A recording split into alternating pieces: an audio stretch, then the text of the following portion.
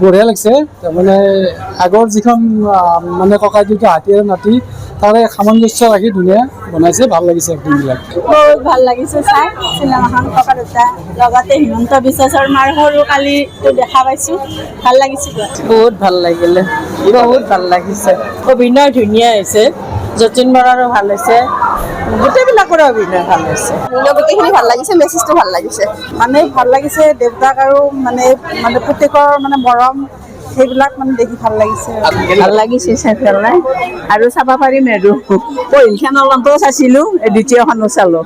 বহুত ভাল লাগিলে, আগতেও চাম ভাবি আছিলোঁ, গোটেই ফেমিলিক লৈ আহিলোঁ, ফিল্মখন গোটেই ভাল হৈছে, ফেমিলিৰ লগত চাব পাৰে আৰু পাৰিলে আকৌ সময় পালে আহিব মন যাব।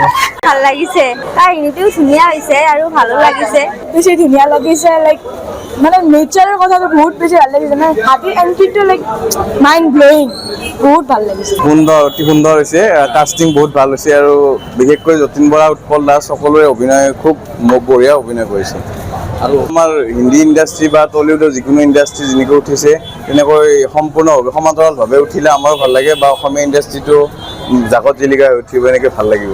ভাল লাগিছে আৰু চাব ইচ্ছা থাকিলে আৰু কাহিনী ধুনীয়া হৈছে, ভাল হৈছে, অভিনয় ভাল হৈছে বহুত।